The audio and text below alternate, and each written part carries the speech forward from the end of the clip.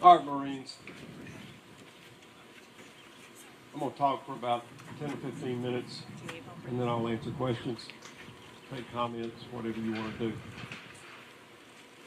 What the United States Marine Corps, the United States Navy, uniquely give this country is presence. Being not just at the right place at the right time, but the right place all the time. We get on station faster. We stay longer. We bring everything we need with us. And because we come from the sea, we come off of sovereign American territory, we don't have to ask anybody's permission to get the job done. We have the best force we've ever had. The United States Marines are the greatest expeditionary fighting force the world has ever known. And the people here, the people coming out of boot camp and going into MOSs and then to your units, you're the rightful heirs of the Marines that fought at Belleau Wood, at Guadalcanal, at Iwo Jima, at Chosin, at Hue, Fallujah, Sangin. But part of our job is to make sure that we keep the United States Marine Corps as the most formidable expeditionary fighting force the world has ever known. I'm going to talk about a couple of things. One is Marines are going back to sea. You have been used as a second land army for a lot of the last 15 years, and you've been magnificent at it. Marines have performed with honor and courage and commitment in 2 land wars. But the highest and best use for Marines is coming from the sea, part of the Navy Marine Corps team. And so y'all are going to be spending a lot more time on amphibs at sea, doing amphibious exercises, working with our partners around the world. And part of that is, for a long time, we didn't have enough ships. On 9/11, the U.S. Navy had 316 ships. By 7 years later, by 2008, we were down to 278 ships. The Navy put 41 ships under contract during that 7 years. That wasn't enough to keep the fleet from getting smaller, and it wasn't enough to keep our shipyards open. I've been there for 7 years now. We put 84 ships under contract at the same time period. We're going to get back to 308 ships, which is where we need to be by 2021. And part of that is getting you enough amphibs, because the very bare minimum number of amphibs you need is 33. And we can waive that. We're going to get you to 35 in the next few years, so that you'll have the tools to do the job that we're going to call on you to do, and that we expect you to do, and we expect you to do so well. We're trying to take some other actions in terms of how you manage your career, how you manage your time in the Marine Corps, whether it's 4 years or 40. Trying to make career paths a little more flexible, trying to promote on merit, not just on how long you've been in. Trying to help your families a little bit more as you get families and get children, and as you deploy. Trying to do things about child care and schools and your educational benefits. And one of the things there's been a lot of conversation about, and I'm going to talk to you directly about, is gender integration in combat arms, in ground combat. Now, I'm going to quote the Commandant of the Marine Corps here. This is not about women in combat. That's offensive. Women have been in combat for a long, long time. We have lost, killed in action, 160 women in Iraq and Afghanistan. That's not what this is about. This is about certain specific MOSs being open to women. I'm going to give you a little bit of history. In January of 2013, then Secretary of Defense Leon Panetta, then Chairman of the Joint Chiefs Martin Dempsey, reversed the presumption. Before it was every unit is closed to women unless it's specifically open. What they said is every unit is open unless it's specifically closed. And they gave the services until January 1st this year to request any exceptions. Now, the exceptions had to be very narrow, and they had to be based on data. You had to prove it that you needed an exception. Marines did a study at 29 Palms. Everybody there was a volunteer, and they did great work. I gave the Navy Unit Commendation Medal to anybody who went through that. Part of the goodness that came out of that was that we discovered that while there were unit standards, there weren't individual standards for a lot of MOSs. There weren't individual standards for people who had made it through boot camp and then went into infantry, armor, or artillery. And so those standards exist now. What I disagreed with was once the test was done, the conclusions weren't based on individuals. The conclusions were based on averages. Marines have never been about average, ever. So here's the thinking behind the decision to open everything up. You set standards, which we've done. Those standards have got to have something to do with the job. You're going to have to be tied very closely to the job that we ask you to do, that we ask that person to do. You do not lower standards, ever. I will never lower standards. Let me repeat that. Standards will not be lowered for any group. Now, standards may be changed as circumstances in the world change, but they'll be changed for everybody, not for any group. Once you've done that, once you've set the standards, once you've made them job-related, and once you say that we are not going to change no matter what, then stuff like color doesn't matter, gender doesn't matter, who you love doesn't matter. It's only, can you do the job as a Marine? Now, I went to Quantico, saw IOC, saw TBS, saw OCS. I went to Parris Island and recruit training to see how this was going to work. And Marines, we're past the decision now. Secretary of Defense has made the decision. Now we're into implementing. And one of the questions I got at IOC, Quantico, was, okay, 5 years from now, no woman has made it through IOC. What happens? And my response was, no woman made it through IOC. Standards aren't going to change.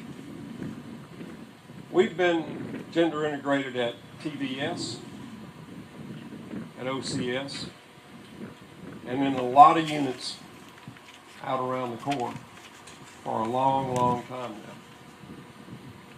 This is the last step.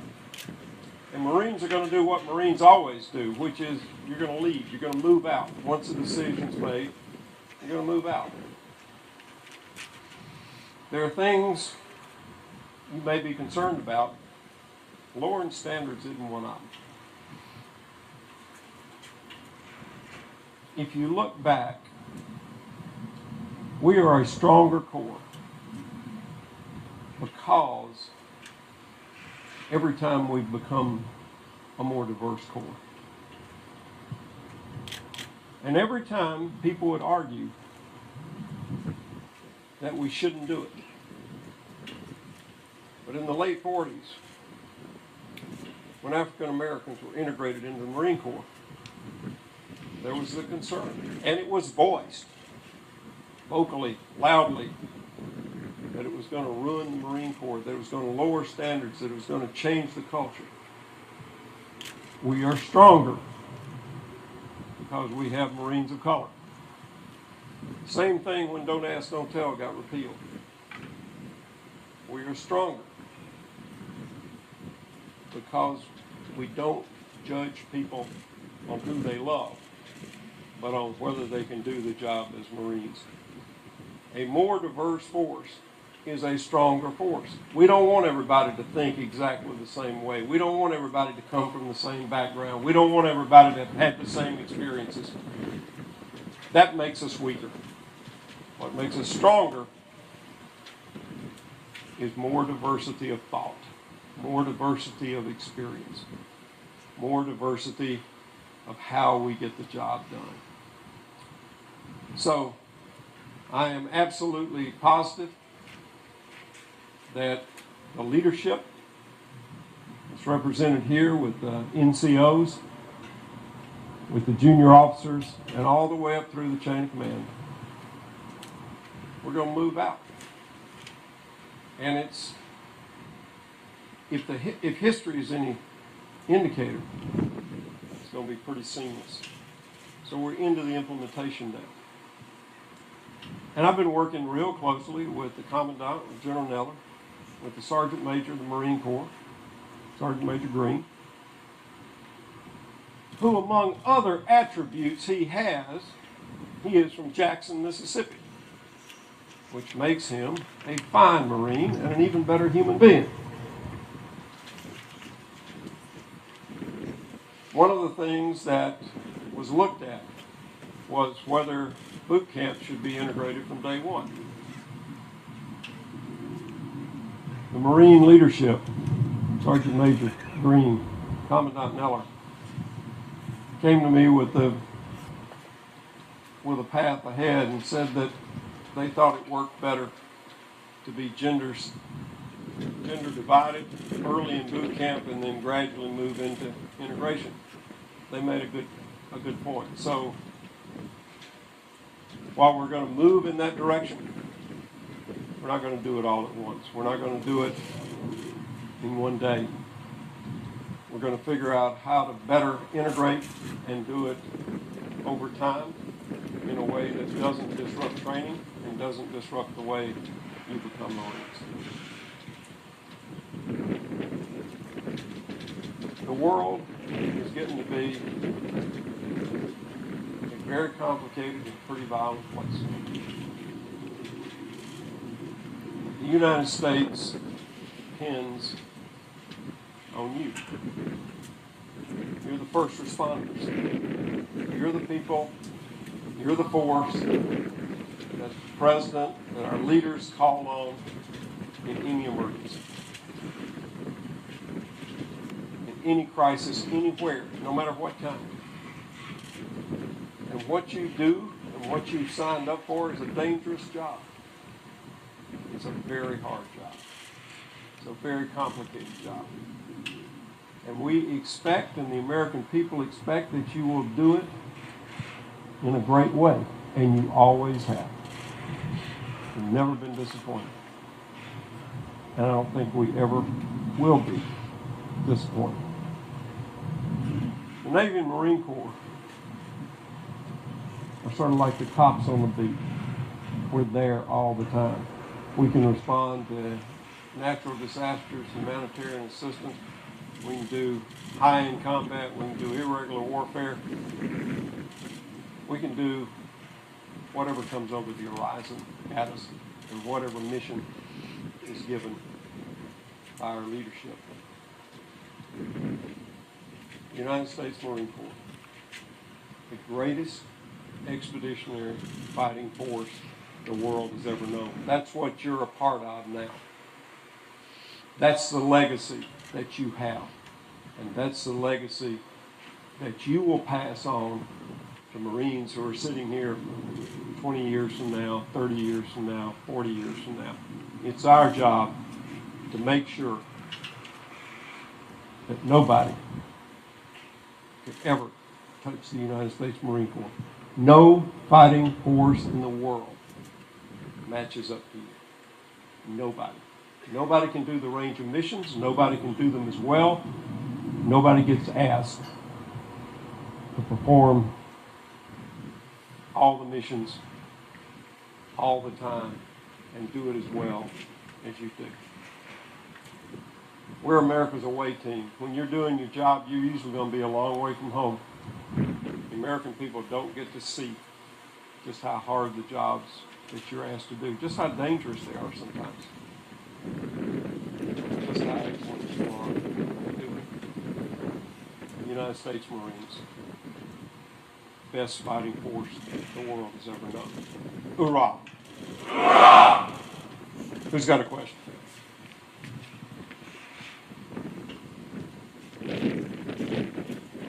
Really? All right. Come up this way. First question gets a coin. Good afternoon, sir. My question Got is, it? sir.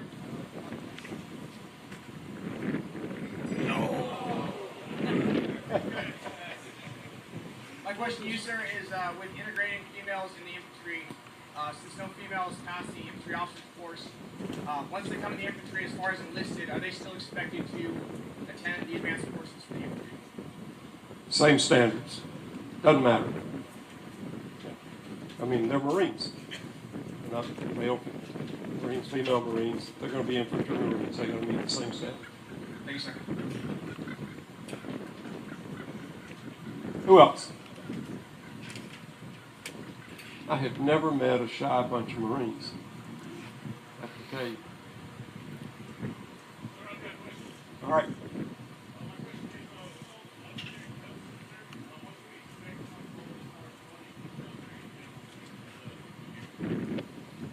Good question. I'll tell you where we are now. I don't know where we're going to be 10, 20 years from now. You know, every 4 years we do this thing called the Quadrennial Defense Review, where we try to look out 5 years, 10 years, 20 years as to what we're going to need, what kind of fights we're going to be in, what kind of things we're going to face. We're wrong every time. Every single time, because nobody knows. You know, nobody saw ISIS coming up. Nobody saw the wall coming down in the 80s. But Marines went up from 175 to 202,000 in 2006, 2007 during the surge in Iraq. You draw them back down to this year, be at 182,500 Marines. Now, I think the Marines have done it right. They just didn't say, okay, the extra people we put in, y'all go home. We rebuilt the Marine Corps from the ground up. We added some people. We added some Marines in cyber. We added some Marines in special forces support. We added some Marines at embassies. But we can do all the missions at 182.5. If you get down past about 175, then we got to start choosing those missions. We just can't do it. Everything. Now, there's no indication that that's going to happen. We've been getting the funding we need to do, but the problem has been because of sequester. And I'm going to use a technical term on you here. Sequester is just dumb. You know, it came in 13. We're still feeling the effects of it. We don't have enough Marine aircraft right now because we didn't get enough put through the depots because of sequester, mainly because of sequester. Congress fixed it in toward the end of 13. They fixed it for 2 years, 14 and 15. And we came right up to the edge last year. They fixed it for 16 and 17. Now, we didn't get the money we asked for, but it wasn't the meat axe thing that sequester was. The problem is they only fix it for a couple of years at a time. So it's hard to plan. It's hard to know what's going to happen. We have always gotten the support in terms of funding. As long as we can, number one, show that we're actually using the money well, that we're not wasting it. And number two, that it's essential to our national defense.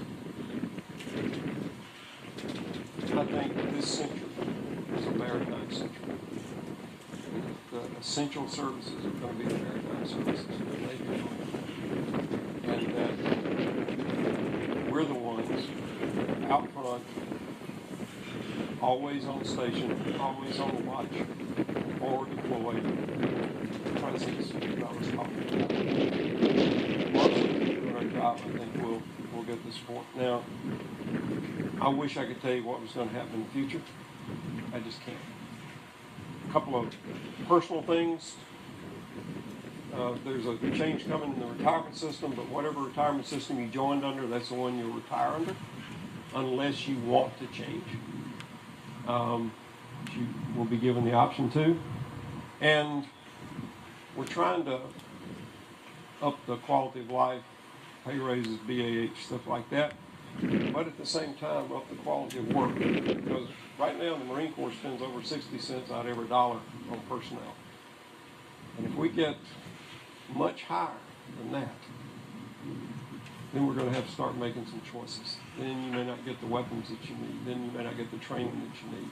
Or, if the cost gets too much, we're going to have to start cutting people. And I don't think either one of those is a good option. That answered? Yeah.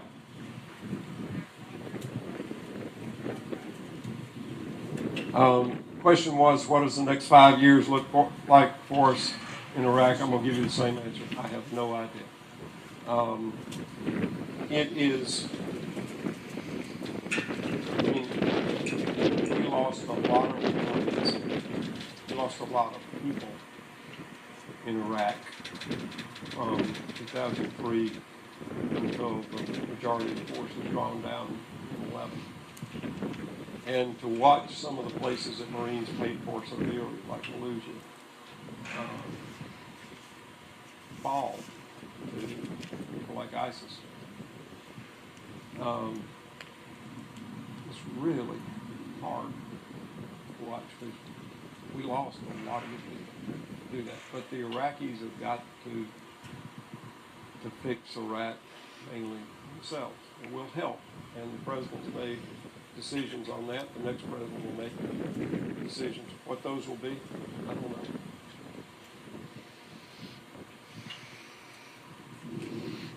Who else? Yeah.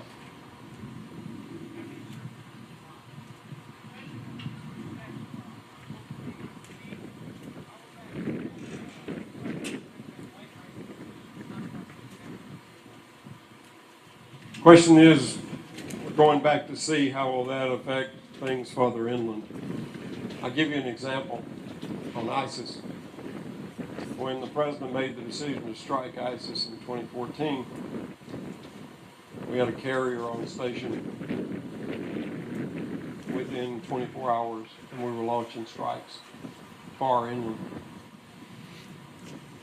We were the only strike option for 54 days. Now, it wasn't that we didn't have other aircraft in the region, because we did. It was because those countries wouldn't allow them to take off armed and strike. We didn't have to ask anybody because we were on carriers. Coming from the sea doesn't mean you don't fight on land. It just means you get there in a different way. The Marine artillery battery that we lost a staff sergeant in came off the Mute, came off an amphibious, went into Iraq. The way that we went into Afghanistan in 2001 was from the sea, was off amphibious. So It doesn't say anything about where you're going to fight. It's just how you get there and the maneuver that you're able to do, and that you're not stuck to a land base or to an air base or something like that. That you can maneuver, you can find a way in amphibiously, but then sort of like Iwo Jima or Guadalcanal or anything, fights on land. Yeah.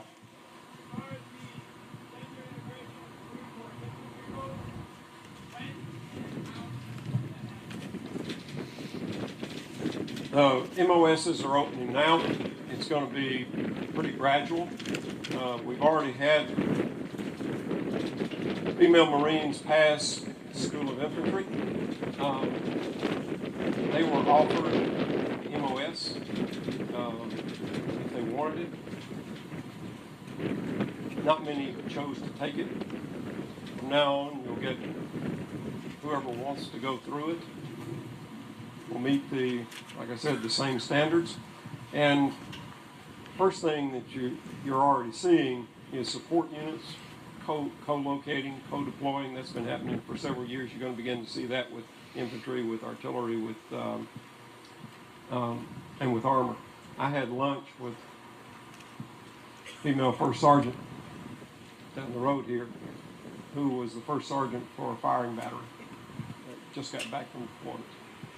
So you're beginning to see those support units co-deploying, co-locating.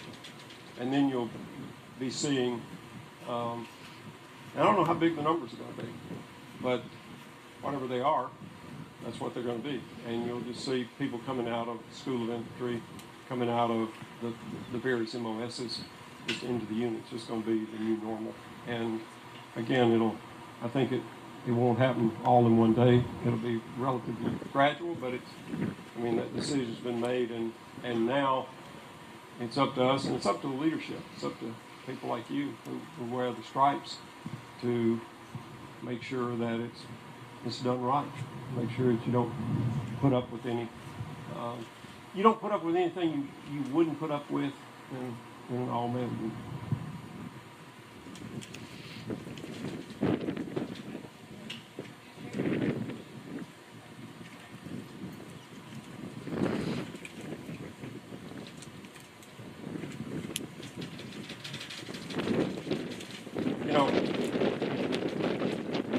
The Commandant of the Marine Corps and the Chief of Staff of the Army got asked that question, and they both said yes, should break.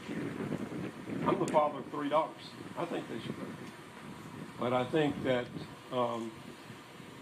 that's not a decision we get to make. That's a political decision that Congress gets to make. But if you are opening everything up, everything ought to be equal in other ways too.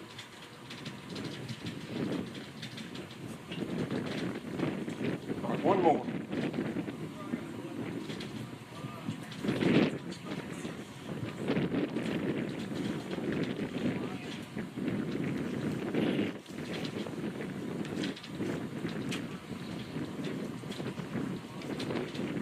No. Shortest answer I've given all day. No, there's going to be no quotas, no percentages, nothing like that. It's going to be business as usual. All right. Appreciate y'all. Number one, I appreciate what you're doing, your willingness to wear the uniform. It's hard. Not many people do it. Even fewer people become Marines. We got about 0.5% of the American people wear the uniform, but Marines are the smallest service. If it was easy, I don't think many of you would be here. You're not looking for easy. You're looking for a challenge. Marines will give you that. It's a hard life you picked, but it's the most essential life in the service of this country that you can pick. A lot of you are going to spend 4 years and then go home and go learn leadership and go do other things for your community. Some of you will stay for 30 or 40 years. however long it's been, you've done something that not many people have done, and you've done something that makes a difference. You've done something way bigger than yourself. United States Marine Corps. Nobody can touch you. The greatest expeditionary fighting force the world has ever known. Hoorah!